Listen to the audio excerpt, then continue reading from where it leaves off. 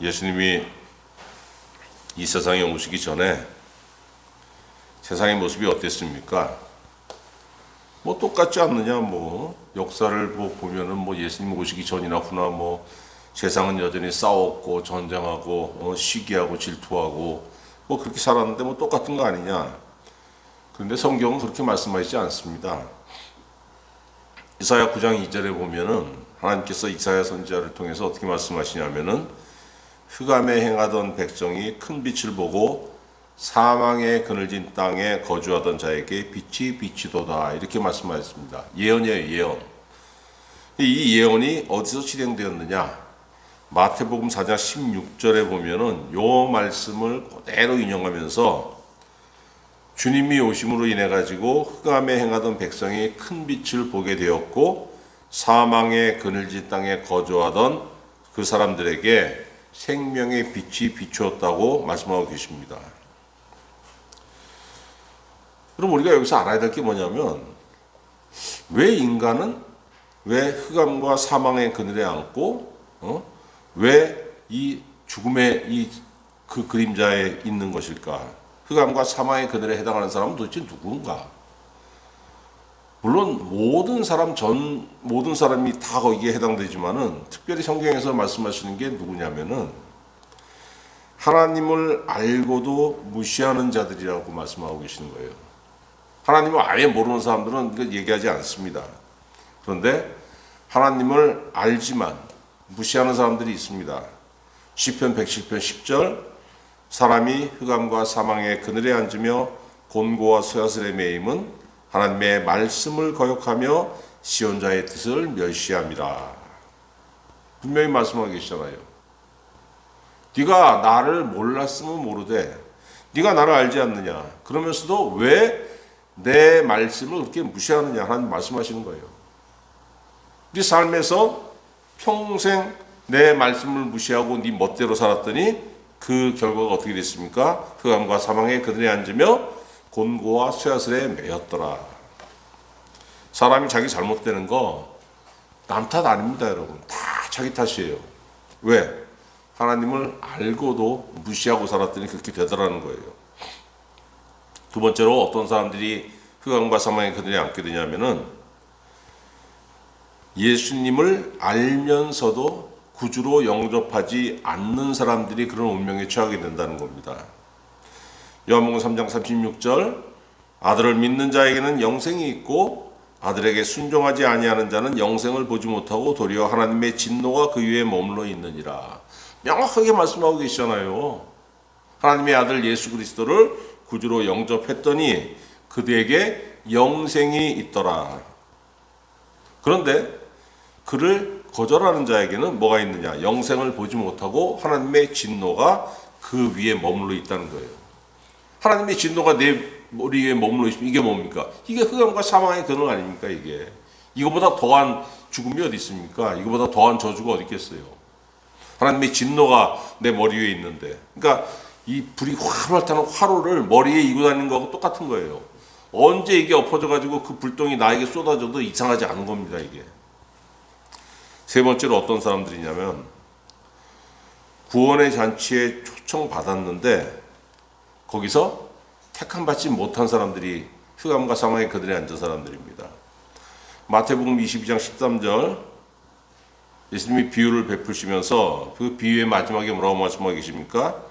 임금이 사환에게 말하되 그 손발을 묶어 바깥 어두운 데 내던지라. 거기서 슬피 울며 이를 갈게 되리라 하니라. 청함을 받은 자는 많되 택함을 입은 자는 적으니라. 왕이 자기 아들의 혼인잔치에 사람들을 초청했습니다.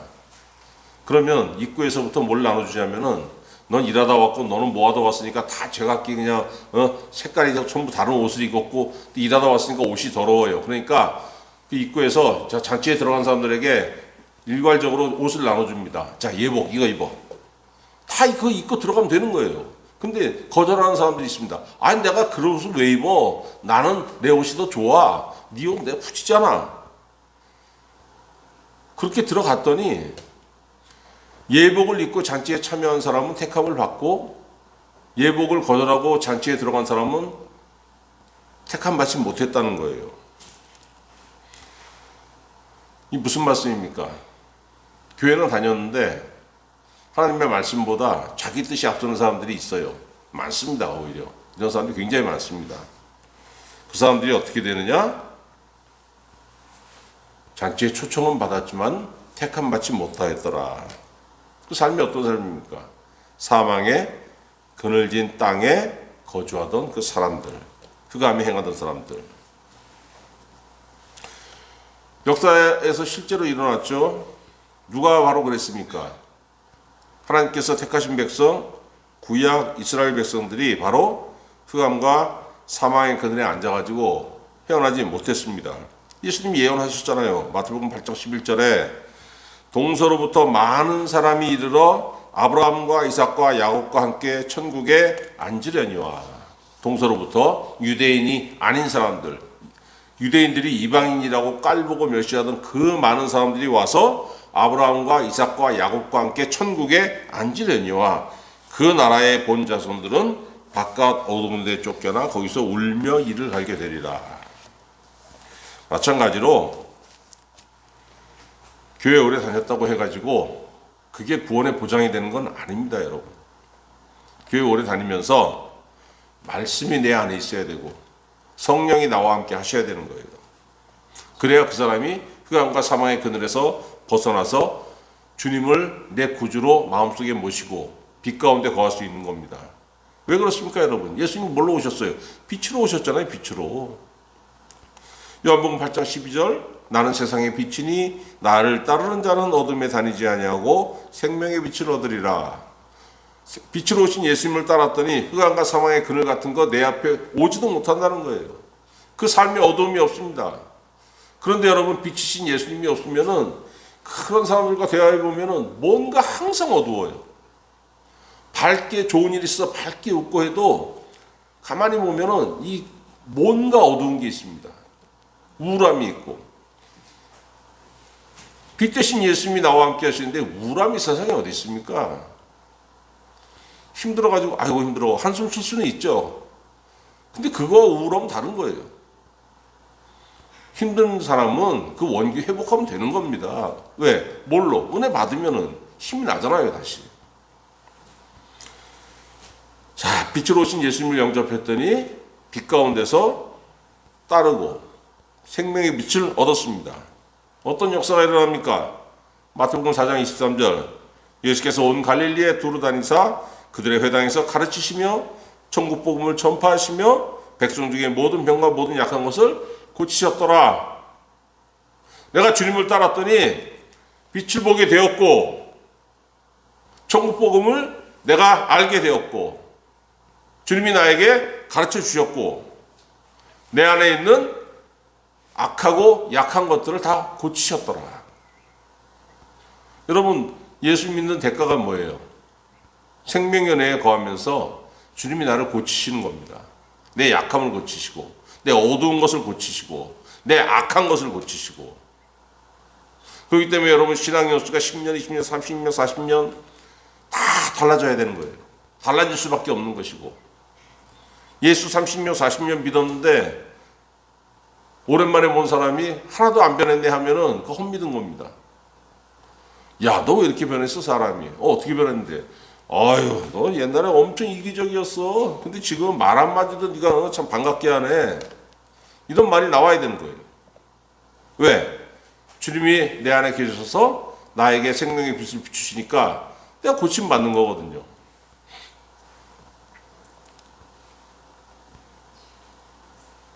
근데 사람들은 예수님을 만나고서도, 예수님을 보고서도, 예수님의 말씀을 듣고서도 똑같이 반응이 아닙니다. 빛으로 오신 예수님 앞에 섰을 때 사람들이 나뉘어요. 예수님을 그리스도로 영접하고 고침받고 빛에 거하는 사람들도 있지만 배척하고 어둠을 고집하는 사람들도 있어요. 그 이상하다. 왜 어둠을 어떻게 고집해? 있으니까 여러분 말씀하시는 겁니다. 요한복음 1장 11절, 자기 땅에 오매, 누가? 예수께서 자기 땅에 오매 자기 백성이 영접하지 아니하였으나 영접하는 자 곧 그 이름을 믿는 자들에게는 하나님의 자녀가 되는 권세를 주셨느니라. 2000년 전에 예수님 오셨을 때 어땠습니까? 영접하는 사람들이 있었고 배척하는 사람들이 있었고, 배척하는 사람들이 예수님 죽였죠. 예수님 죽은 것으로 끝난 게 아니고 다시 부활하셔가지고 생명의 복음이 온 세상에 전파되도록 하셨기 때문에 우리가 지금 믿고 이 자리에 있을 수 있는 겁니다. 자, 우리처럼 믿는 사람도 있지만은 복음이 전파됨에도 불구하고 또 누가 있어요? 듣고도 믿지 않는 사람들이 얼마나 많습니까? 믿는 사람보다 믿지 않는 사람이 훨씬 더 많죠. 그래서 오늘 아침에 기도하는 중에 하나님께서 전도하라는 말씀을 주시는 거예요. 저한테. 주변에 둘러봐라.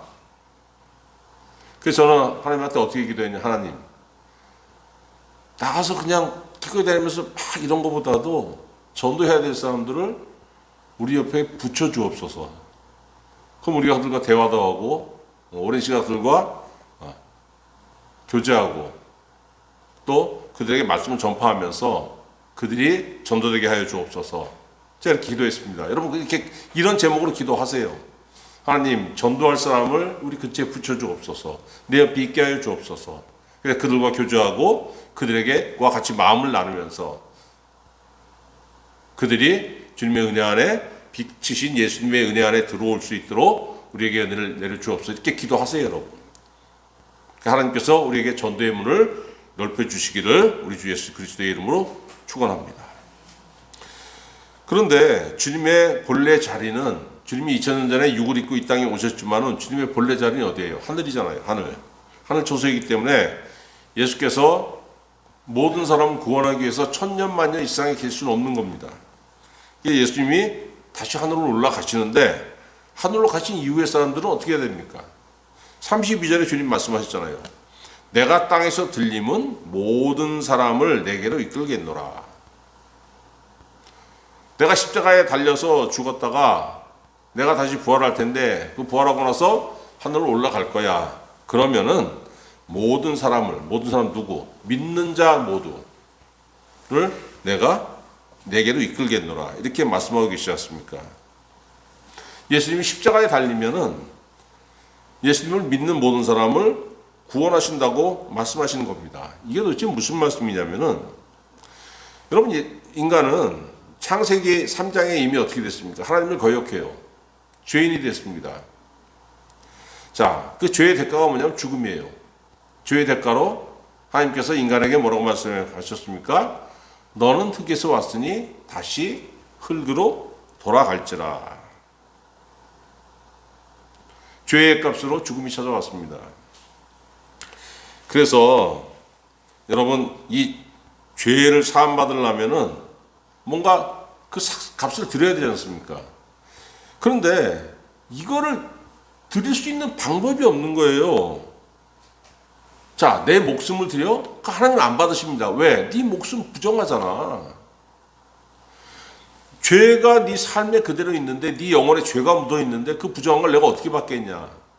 그래서 시편 49편 7절에 어떻게 말씀하고 계시냐면은, 아무도 자기 형제를 구원하지 못하며 그를 위한 속전을 하나님께 바치지도 못할 것은 그들의 생명을 속량하는 값이 너무 엄청나서 영원히 마련하지 못할 것임이니라. 세상에 어떤 것으로도 네 영혼의 죄값을 속죄할 수 없다는 거예요. 어마어마하게 비싸다는 겁니다. 왜 비쌉니까, 여러분? 그만큼 깨끗한 게 없어요. 내 죄값을 치를 수 있을 만큼 하나님 보시기에 깨끗한 게 세상에 아무것도 없다는 겁니다. 그런데 오직 그 사람이 마련 못하니까 하나님 마련해 주셨어요. 어떻게? 자기 아들 우리에게 주셔가지고, 하나님의 아들은 죄가 없지 않습니까? 그 피는 깨끗한 피예요. 그래서 십자가에 달려서 죽게 하신 겁니다. 네가 죽어야 되는데, 구약시대에는 내 죄값 대신 누가 죽었습니까? 희생제물이 죽었잖아요. 소나 양이나 염소나. 그런데 그거는 계속 그 제사를 반복해야 되지 않습니까?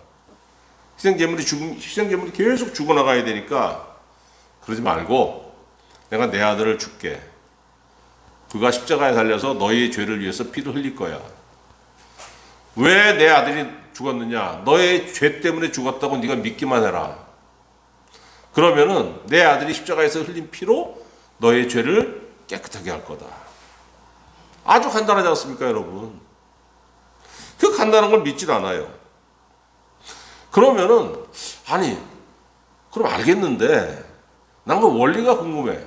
도대체 내가 예수님을 믿으면 왜 내 죄가 사해진다는 거냐? 그 이유를 좀 나한테 얘기해줘. 이렇게 생각하시는 분이 있을 거예요.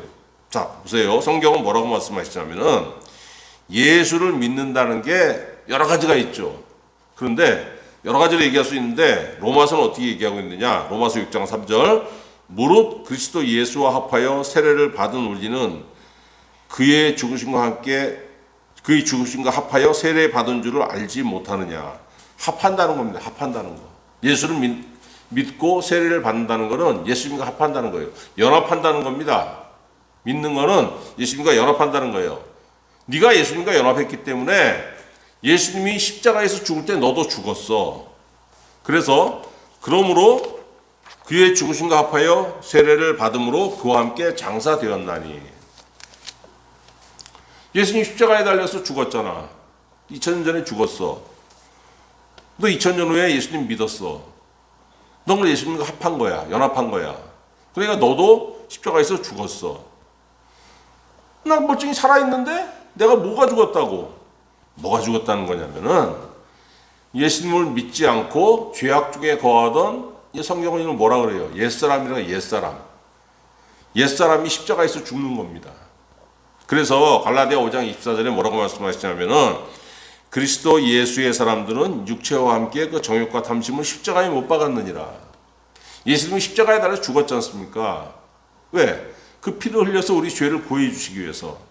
내가 그 피를 믿었더니 나도 그 십자가에 못 박히는데 내 어떤 부분이 못 박히냐면은 정과 욕심, 죄악 중에 거하고 죄악 중에 살던 내 옛사람이 그 십자가에 못 박힌다는 거예요. 죽어버리는 겁니다. 죽으면 어떻게 됩니까, 여러분? 빚을 청산하는 거예요. 자, 내가 죄를 지어서 수사를 받고 재판 중에 있다고 칩시다. 근데 내가 수사받고 재판받은 중에 죽어버렸어요. 재판이 계속 진행됩니까? 아니, 끝나는 거예요. 공소권 없음. 간단합니다. 아무리 약간 범죄자라도 그 사람 죽어버리면 한마디로 끝나. 공소권 없음. 죽은 사람 상대로 뭔 재판을 하고 뭔 수사를 할 겁니까? 사람이 죽어버리면 그 빚이 청산되는 겁니다, 여러분. 그러니까 성도는 십자가에 달리신 예수님과 함께 죽고 뭐가 죽었어요? 내 옛 생명. 악하고 더러운 죄악 중에 거하던 생명이 죽어버리고 예수님 부활하시잖아요. 부활하신 예수님과 함께 나도 새 생명으로 산다는 겁니다. 이게 무슨 생명이에요? 이게 은혜 받은 생명, 이게 영생이 있는 생명, 구원받은 생명으로 산다는 겁니다. 왜? 빛으로 오신 예수님을 내가 믿었기 때문에 내 안에 있던 어두움, 옛사람이 좋아하던 어두움, 내 옛사람은 그냥 그 바퀴벌레 같아가지고 그냥 빛이 비추면 바퀴벌레 혼비백산하고 도망가지 않습니까?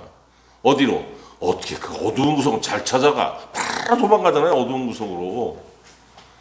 내 옛사람은 어두운 구석을 좋아했는데 내가 은혜 받고 구원받고 예수님 내 안에 들어오셨더니 빛이신 예수님이 들어오셨더니 환하게 발랐다는 겁니다. 빛 안에서 여러분 어두움이 어디 있어요? 어두운 구석 그냥 사라지는 거지.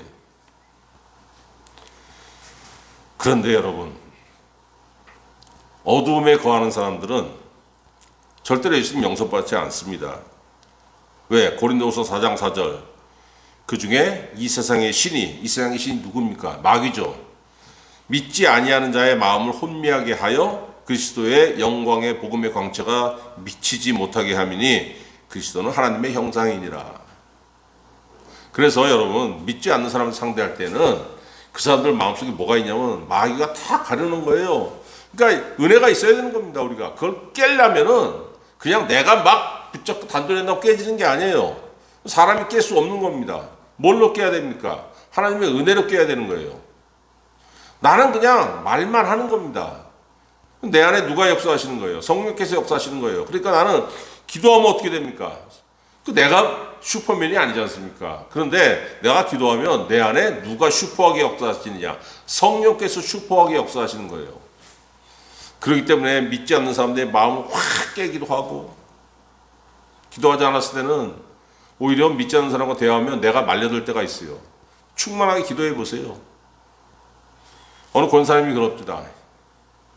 자기 동서가 무당이야. 자기가 기도하지 않을 때는 뭐 집안 장치가 있으면 다 모이지 않습니까? 며느리들 다 모이잖아요.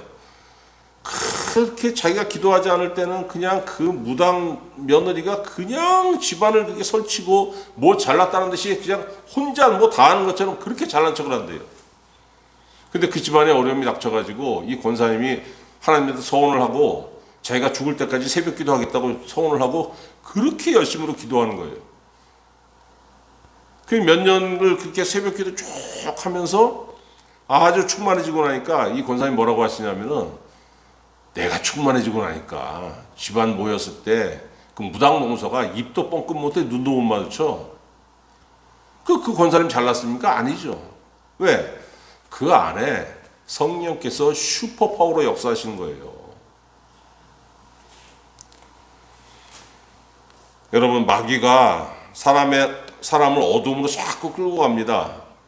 어둠에 있게 자꾸 사람을 홀딩시켜놔요. 빛으로 못 가게. 어떻게?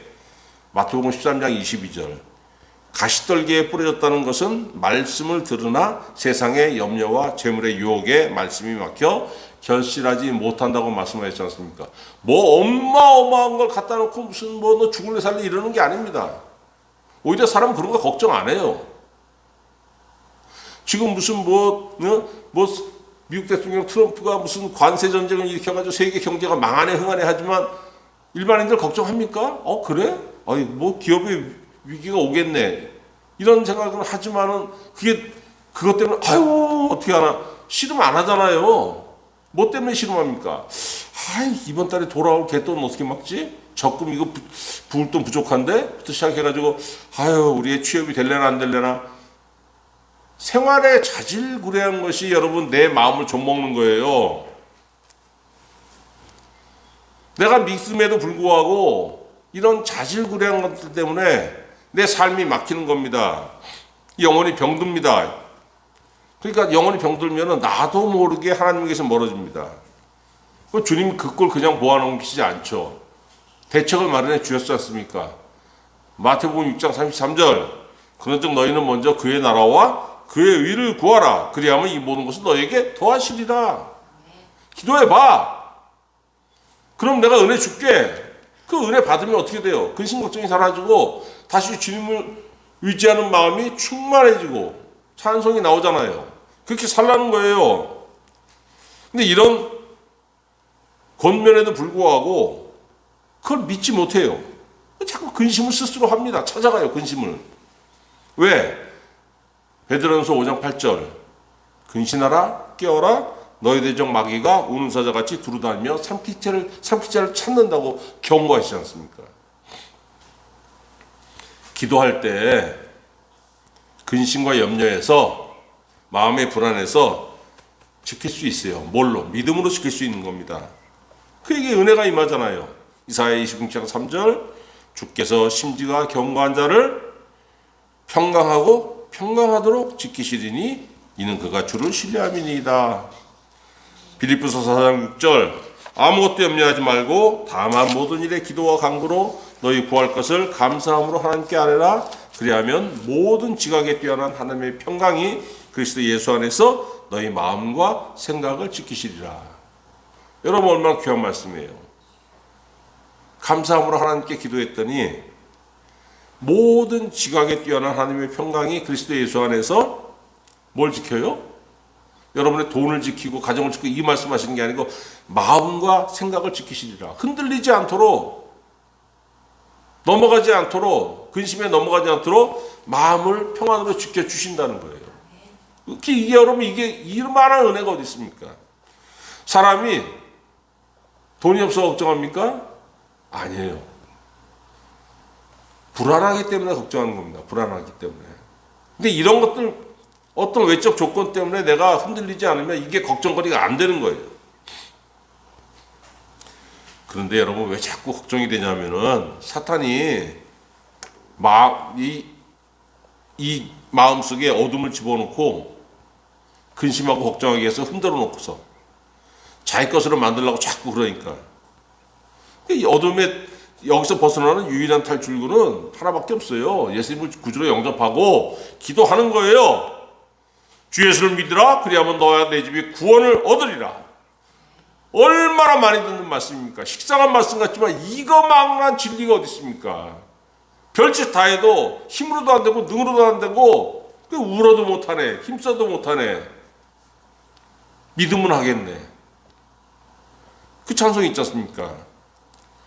오직 예수를 믿을 때에만, 빛 대신 예수님을 믿을 때에만 비단에 거하고 어둠을 물리치고 하나님과 동행하면서 평안에 거할 수 있는 거예요. 요한복음 11장 9절에 보면 예수님이 성도의 실패, 믿지 않는 사람들이 아니고 왜 성도가 실패하는지 분명히 말씀하십니다. 낮이 12시간이 아니냐. 사람이 낮에 다니면은 이 세상에 빛을 보므로 실족하지 아니하고 밤에 다니면 빛이 그 사람 안에 없는 거로 실족하느니라. 그럴 수밖에 없죠. 옛날 밤은 요즘 밤과 다릅니다. 70년대만 하더라도 제가 시골 살 때에 가로등 같은 건 개념이 아예 없어요. 밤 되면은 불빛이 아예 없습니다, 여러분. 농촌은 8시만 되면 호름불도 꺼져버립니다. 그러니까 암흑천지예요, 진짜로. 달도 안 뜨는 금음날이 되면은 완전 깜깜합니다. 후레쉬가 없으면 밖을 나갈 수가 없어요, 밤에. 근데 후레쉬 가지고 밖에 나가봤자 얼마나 가겠습니까? 동네 뭐 주변 100m, 200m 그 안에 돌아다니다 집에 들어오는 거예요.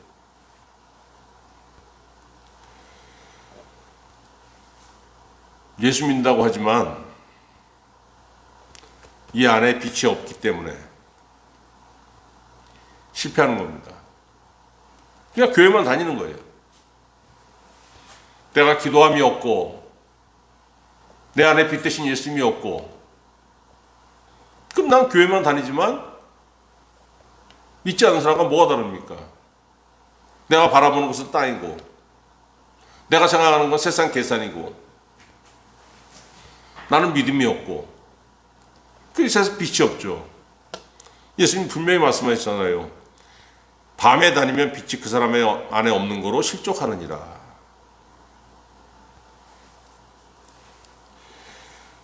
사람들이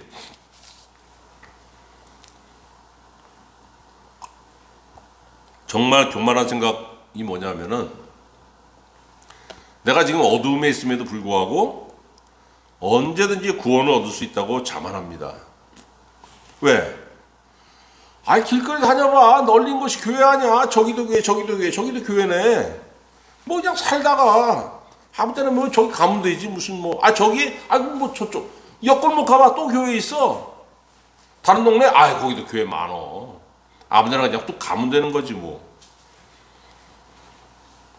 자기가 원하면 언제든지 교회 갈 수 있다고 생각하는 거예요. 근데 그런 사람들이 죽을 때까지 교회 못 갑니다. 왜? 야고보 4장 14절 내일 일을 너희가 알지 못하는도다. 너희 생명이 무엇이냐? 너희는 잠깐 보이다 없어지는 안개니라. 인간의 생명이 얼마나 더덥습니까, 여러분? 내가 내일 교회 가서 아니면 올해 그냥 실컷 즐기다가 내년부터 다니고 내년도 뭐 일이 바쁘면은 그건 뭐 10년 후에 다니면 되지 뭐. 나 죽을 놈 아직 멀었어. 어떻게 합니까, 여러분? 내일 죽을 수도 있어요. 오늘 예배 끝나고 집에 가다가 차 사고 나면 죽는 겁니다. 내가 내 생명 어떻게 장담합니까? 죽음이 임박한 사람에게 예수 믿으라고 권면해 본 적이 있어요. 안 받아들입니다. 그 얼마나 논하는 장사예요. 평생 자기 하고 싶은 거 다 하고 살다가 죽기 직전에 예수님 영접하면 땅의 즐거움과 하늘의 기쁨 다 누릴 수 있는 건데 그걸 못 받아들이는 거예요. 왜? 이 땅에 살면서 하늘의 은혜를 받을 만한 기반이 쌓은 적이 한 번도 없기 때문에 못 받아들이는 겁니다. 그래서 바울 사도가 뭐라고 말했습니까? 세월을 아끼라 때가 악하니라. 즐겁게 그게 신경 쓸 그런 게 아니라는 거예요, 여러분. 무슨 말씀입니까? 내가 지금 이 시간에 여기에 나와서 예배 드릴 수 있는 이 은혜 자체가 어마어마한 거라는 거예요. 주변에 보세요. 누가 예배 드립니까? 여러분 주변에. 누가 믿지? 생각해 보세요. 많은 사람이 교회 다니는 것 같은데 주변에 보면 없습니다. 세상은 여기에 만족하지 않고 잘 믿는 사람도 유혹해가지고 멀어지게 하려고 합니다. 디모데전서 6장 9절 구하려고 하는 자들은 시험과 올무와 여러 가지 어리석고 해로운 욕심에 떨어지나니 그 사람으로 파멸과 멸망에 빠지게 하는 것이라. 돈을 사랑함이 일만하게 뿌리가 되나니 이것을 탐내는 자들은 미혹을 받아 믿음에서 떠나 많은 근심으로써 자기를 찔렀도다. 돈에 환장했더니 결국 그 모양이 뭐냐면은 꼬챙이 가지고 자기 심장을 푹 찌르는 그 짓거리를 한다는 거예요. 이게 돈에 환장했더니. 근데 실제로 보니까 그렇습니다, 여러분. 그래서 끊임없이 말씀하지 않습니까? 유혹을 경계해라, 유혹을 경계해라. 골로새서 3장 5절 그러므로 땅에 있는 지체를 죽이라. 음란과 부정과 사욕과 악한 정욕과 탐심이니 탐심은 우상 숭배니라. 왜 탐심이 찾아옵니까? 생활의 염려와 이런 것을 내가 벗어나지 못하기 때문에 뭐 큰 데서 탐심이 찾아옵니까? 아니에요. 이 삶에서 찾아오는 아주 자질구레한 것들을 내가 이걸 물리치지 못하고 내가 믿음으로 극복을 못하니까 결국 내가 탐심이 내 마음을 지배하는 거예요. 히브리서 3장 13절 오직 오늘이라 일컫는 동안에 매일 피차 권면하여 너희 중에 누구든지 죄의 유혹으로 완고하게 되지 않도록 하라. 내가 죄의 유혹을 한다고 해서 이 죄악이 무슨 뭐 내가 오늘 살인할 거야 아니지 않습니까? 생활의 이 근심 이걸 떨쳐버리지 못하니까 결국은 죄의 유혹에 넘어가서 내 마음이 탐심으로 지배가 된다는 거예요.